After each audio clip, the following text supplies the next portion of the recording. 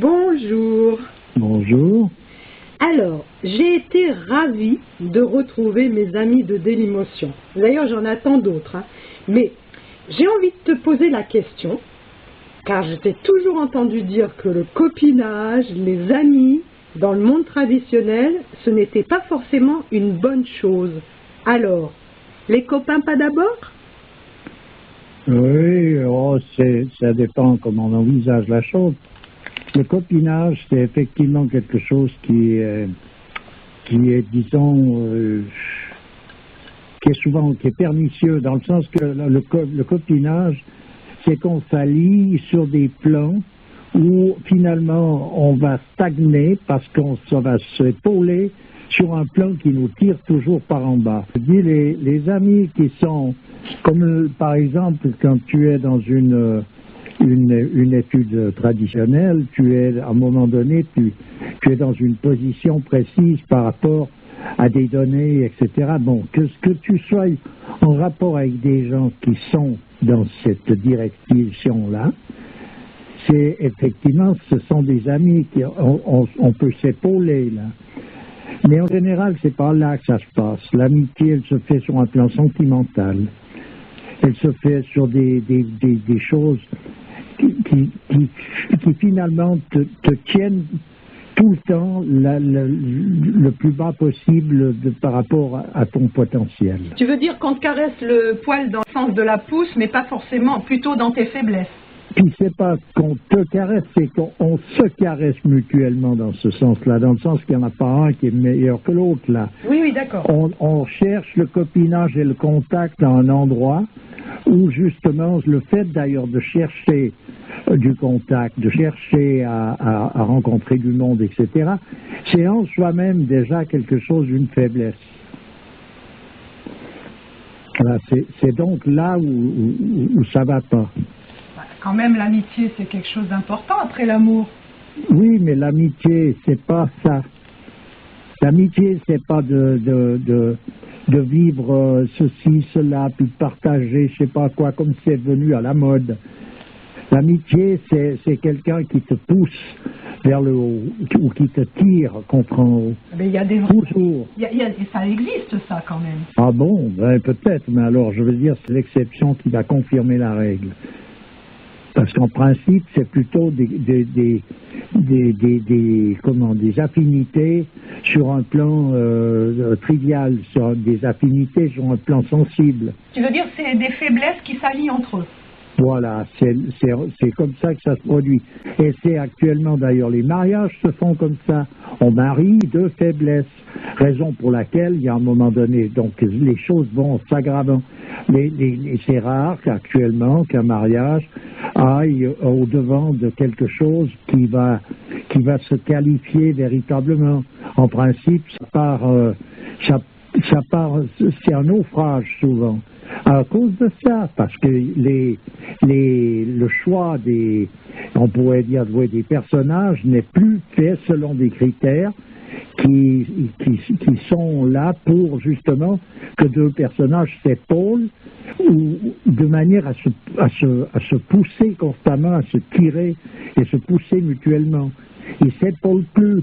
Ils se pleurent dans le gilet, si on veut dire. Ah oui, d'accord. Tu vois un peu, c'est une manière d'exprimer. Mais je veux dire, ils sont dans des faiblesses. Et puis il y en a un, alors ça reste donc des amitiés ou des amours sur le plan sentimental, mais ça vaut pas grand-chose. Ça apparaît valoir beaucoup, parce que quand on vit ces choses-là, on a l'impression que je sais pas quoi, mais en réalité... Ça apporte mutuellement des choses. Mais en réalité, c'est tout faux. Mais tu veux dire que quand c'est basé sur quand c'est sur une base de complémentarité, ça va pas? Et c'est des complémentarités qui restent toujours sur le plancher des vaches. Ce qui veut dire que donc on s'aide mutuellement à rester sur le plancher des vaches. On ne s'aide pas à s'élever de ce plancher. Parce que ça crée, à un moment donné, quand il y a une aide vraiment pour se sortir de ça, il y a plus ce côté sentimental et compréhension dans le sens où on l'entend sur le plan psychologique actuel. Il y a au contraire, il y a une espèce il y a comme une espèce de, comment dire, il y a une gageure constamment là. Ouais. Tu vois, il y a quelque chose qui, tu es stimulé. Donc tu es stimulé de manière à devoir te dépasser constamment. Alors c'est ça la vraie amitié. La vraie amitié, c'est se stimuler mutuellement pour se dépasser, pas pour se comprendre dans les choses où justement il faudrait qu'on se soigne. C'est se stimuler pour dépasser toute chose.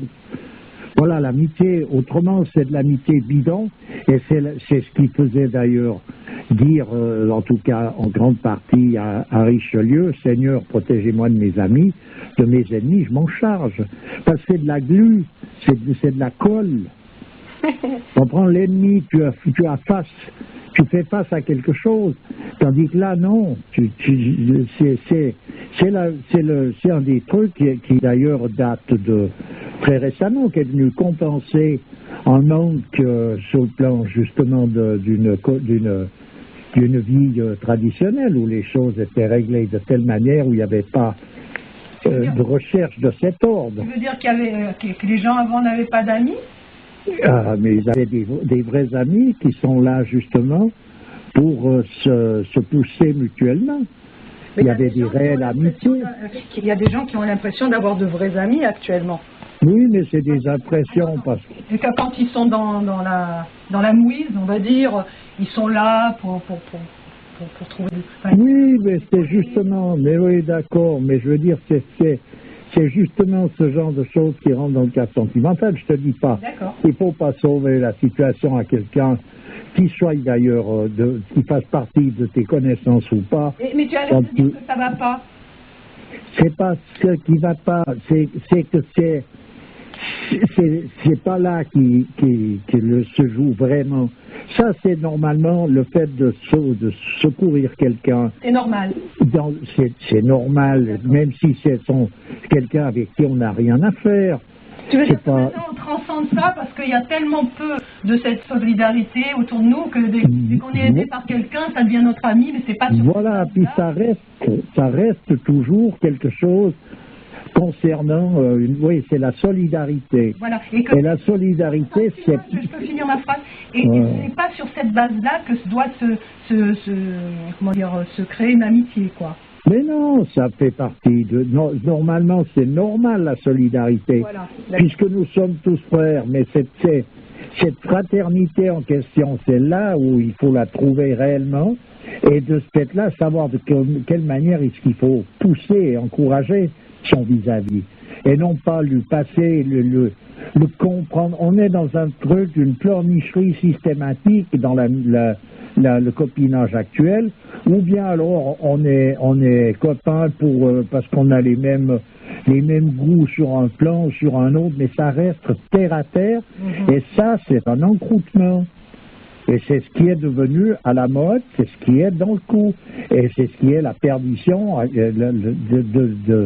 de toute la jeunesse. Mais de toute manière, ça se voit aussi, parce qu'il y a des amitiés qu'on croyait vraiment amitiés et qui se disloquent du jour au lendemain. Mais elles le finissent tous comme ça. Elles ne peuvent pas finir autrement. Il y a, à un moment donné, c'est aussi régi par toutes sortes de lois dans la nature, où à partir du moment où telle chose est bâtie sur tel sol, ça se finit en cupesse, c'est obligatoire. En quoi? Ça se finit à l'envers, ça se retourne, ça tombe. J'avais pas compris. Ouais. Ça ne peut pas faire autrement. Ouais. Voilà. Et dans les pays où les gens vivaient selon une tradition, ça n'existait pas, ces choses-là. Le copinage, c'est quelque chose qui n'existait pas. Et encore moins entre hommes et femmes. Tu comprends? Ça n'existait pas, ces choses-là. Et puis même entre hommes, on fait partie d'une confrérie, on est dans le même métier, donc on est des amis parce qu'on est dans ce même métier, on chante ensemble, on danse ensemble, on vit ensemble.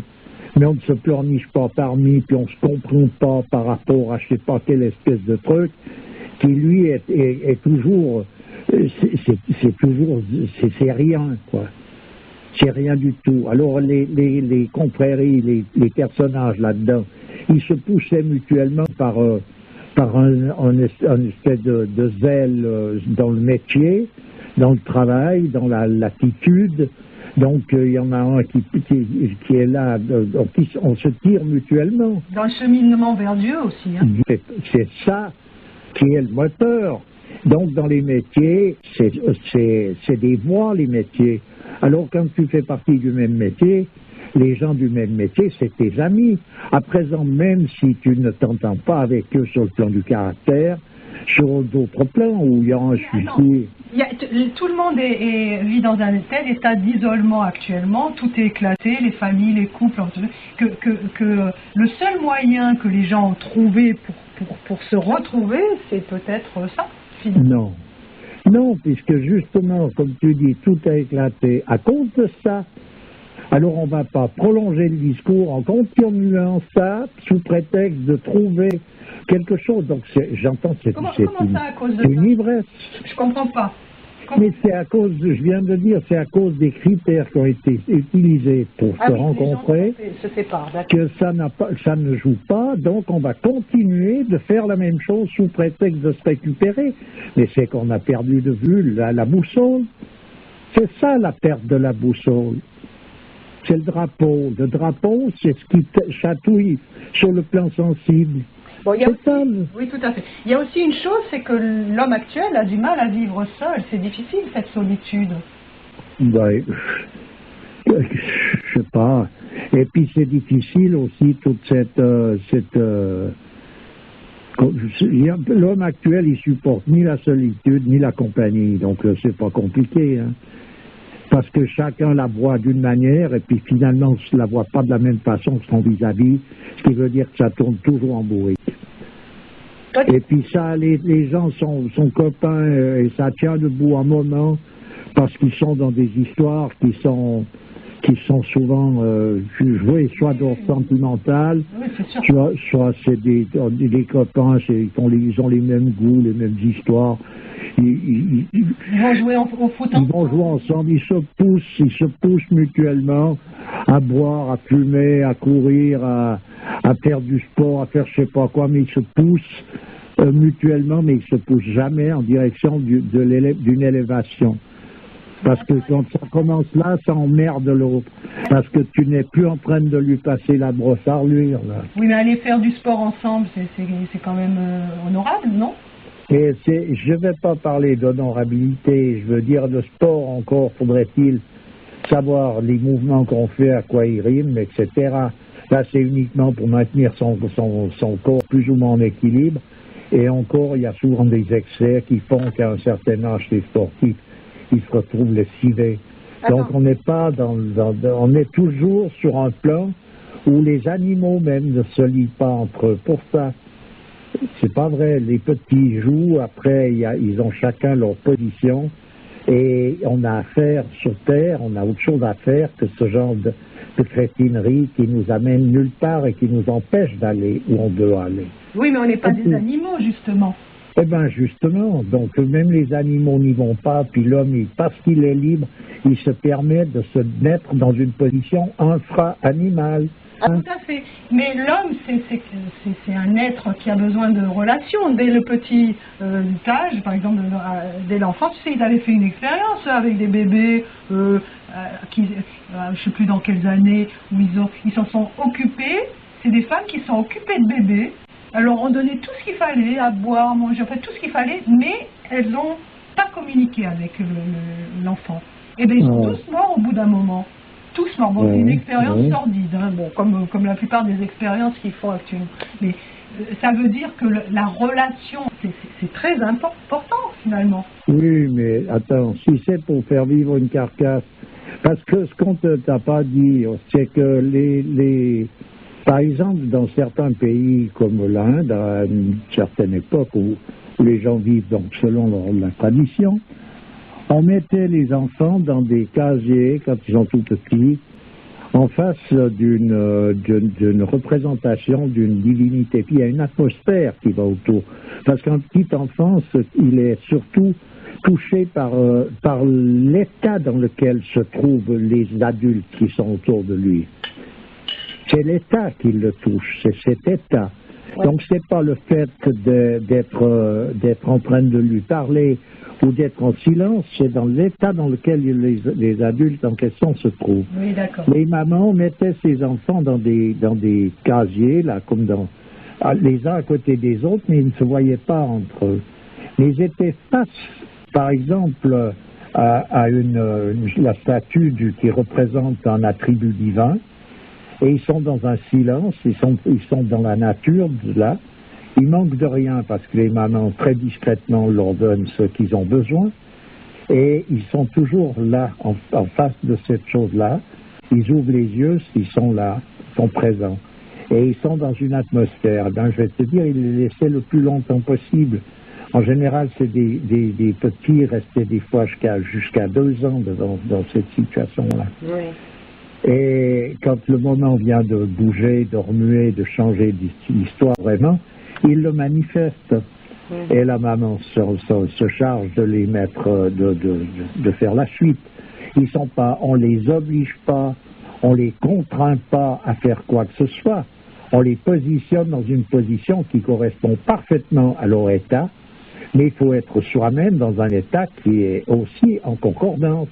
D'accord. Ces effets d'expérimentation de crétins, évidemment, qu'est-ce que tu veux aller retrouver là-dedans? Il y a une seule chose à déduire, c'est qu'on en est arrivé à un tel point de décrépitude que franchement parler, c'est sordide du début jusqu'à la fin. Voilà. Bon, ben écoute, je te remercie. Brassens n'a plus qu'à aller se coucher avec sa guitare.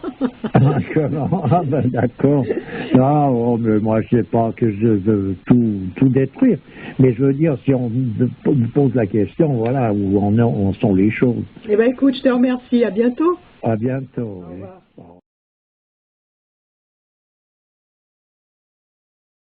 Oui.